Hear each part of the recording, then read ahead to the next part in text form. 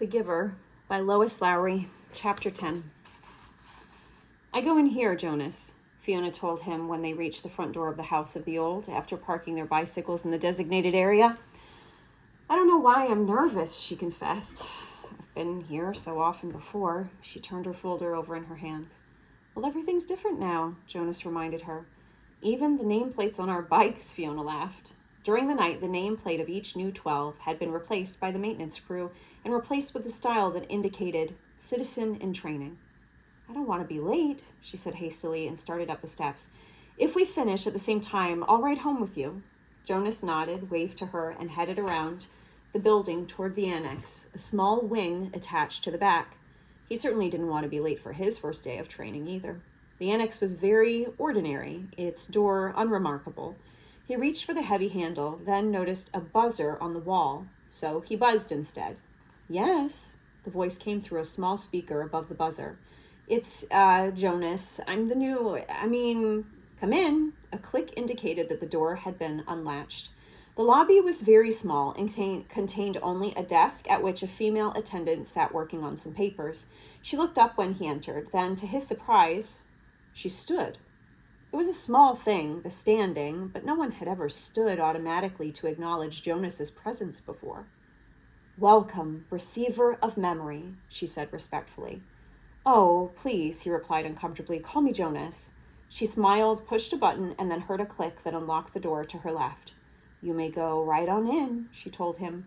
Then she seemed to notice his discomfort and to realize its origin. No doors in the community were locked. Ever. None that Jonas knew of, anyway. The locks are simply to ensure the receiver's privacy because he needs concentration, she explained. It would be difficult if citizens wandered in looking for the Department of Bicycle Repair or something. Jonas laughed, relaxing a little. The woman seemed very friendly, and it was true. In fact, it was a joke throughout the community that the Department of Bicycle Repair, an unimportant little office, was relocated so often that no one ever knew where it was. There is nothing dangerous here, she told him. But, she added, glancing at the wall clock, he doesn't like to be kept waiting. Jonas hurried through the door and found himself in a comfortably furnished living area. It was not unlike his own family unit's dwelling. Furniture was standard throughout the community, a practical, sturdy, the function of each piece clearly defined. A bed for sleeping, a table for eating, a desk for studying. All of those things were in this spacious room, though each was slightly different from those in his own dwelling. The fabrics on the upholstered chairs and sofa were slightly thicker and more luxurious. The table legs were not straight like those at home, but slender and curved, with a small carved decoration at the foot. The bed, in an alcove at the far end of the room, was draped with a splendid cloth embroidered over its entire surface with intricate designs. But the most conspicuous difference was the books. In his own dwelling, there were the necessary reference volumes that each household contained, a dictionary, and the thick community volume, which contained descriptions of every office, factory, building, and committee. And the book of rules, of course. The books in his own dwelling were the only books that Jonas had ever seen. He had never known that other books existed. But this room's walls were completely covered by bookcases, which reached to the ceiling. There must have been hundreds, perhaps thousands of books, their titles embossed in shiny letters. Jonas stared at them. He couldn't imagine what the thousands of pages contained. Could there be rules beyond the rules that govern the community? Could there be more descriptions of offices and factories and committees? He had only a second to look around because he was aware that the man sitting in a chair beside the table was watching him. Hastily, he moved forward, stood before the man, bowed slightly, and said, I'm Jonas. I know. Welcome, receiver of memory. Jonas recognized the man. He was the elder who had seemed separate from the others at the ceremony, though he was dressed in the same special clothing that only elders wore. Jonas looked self-consciously into the pale eyes that mirrored his own. Sir, I apologize for my lack of understanding. He waited, but the man did not give the standard accepting of apology response. After a moment, Jonas went on. But I think, he corrected, reminding himself that if precision of language were ever to be important, it was certainly important now in the presence of this man. That you are the receiver of memory. I was only selected yesterday. I'm not anything at all. Not yet. The man looked at him thoughtfully, silently. It was a look that combined interest, curiosity, concern, and perhaps a little sympathy as well. Finally, he spoke. Beginning today, this moment, at least to me, you are the receiver. I have been the receiver for a long time, a very, very long time. You can see that, can't you? Jonas nodded. The man was wrinkled, and his eyes, though piercing in their unusual lightness, seemed tired. The flesh around them was darkened into shadowed circles. I can see that you are very old, Jonas responded with respect. The old were always given the highest respect. The man smiled. He touched the sagging flesh on his own face with amusement. I am not actually as old as I look, he told Jonas. This job has aged me. I know I look as if I should be scheduled for release very soon, but actually, I have a good deal of time left. I was pleased, though, when you were selected. It took them a long time. The failure of the previous selection was 10 years ago, and my energy is starting to diminish. I need what strength I have remaining for your training. We have hard and painful work to do, you and I. Please sit down, he said, and gestured toward the nearby chair.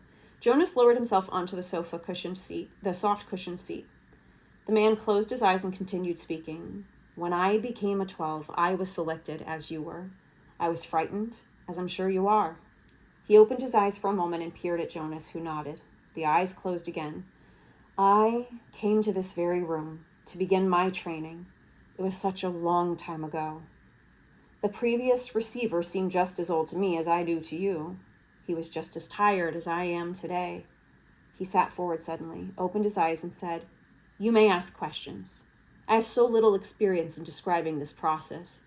It is forbidden to talk of it. I know, sir. I have read the instructions, Jonas said. So I may neglect to make things as clear as I should, the man chuckled. My job is important and has enormous honor, but that does not mean I am perfect. And when I tried before to train a successor, I failed. Please ask any questions that will help you. In his mind, Jonas had questions. 1,000, 1,000,000 questions. As many questions as there were books lining the walls, but he did not ask one. Not yet. The man sighed, seeming to put his thoughts in order. Then he spoke again. Simply stated, he said, although it's not really simple at all. My job is to transmit to you all the memories I have within me, memories of the past. Sir, Jonas said tentatively, I would be very interested to hear the story of your life and to listen to your memories. I apologize for interrupting, he added quickly. The man waved his hand impatiently. No apologies in this room. We haven't time. Well, Jonas went on uncomfortably, aware that he might be interrupting again. I am really interested. I don't mean that I'm not, but I don't exactly understand why it's so important. I could do some adult job in the community, and in my recreation time, I could come and listen to the stories from your childhood. I'd like that, actually, he added. I've done that already in the house of the old. The old like to tell about their childhoods, and it's always fun to listen to. The man shook his head. No, he said. I'm not being clear. It's not my past, not my childhood that I must transmit to you. He leaned back, resting his head against the back of the upholstered chair. It's the memories of the whole world, he said with a sigh. Before you, before me, before the previous receiver, and generations before him. Jonas frowned. The whole world, he asked. I don't understand. Do you mean not just us, not just the community? Do you mean elsewhere, too? He tried in his mind to grasp the concept. I'm sorry, sir. I don't understand exactly. Maybe I'm not smart enough. I don't know what you mean when you say the whole world or generations before him. I thought there was only us. I thought there was only now. There's much more.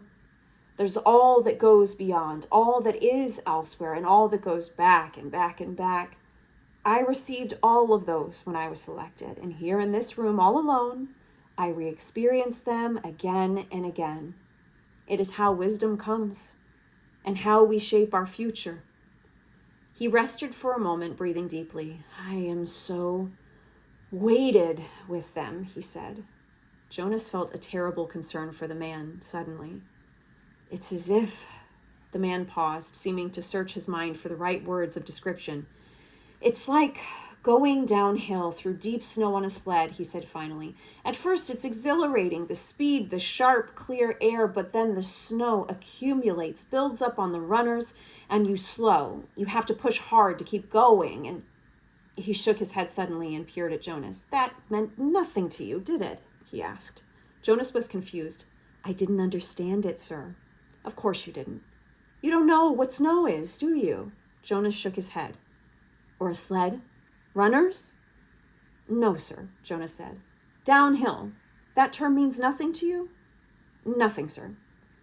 Well, it's a place to start. I'd been wondering how to begin. Move to the bed and lie face down. Remove your tunic first. Jonas did so a little apprehensively. Beneath his bare chest, he felt the soft folds of the magnificent cloth that covered the bed. He watched as the man rose and moved first to the wall where the speaker was. It was the same sort of speaker that occupied a place in every dwelling, but one thing about it was different.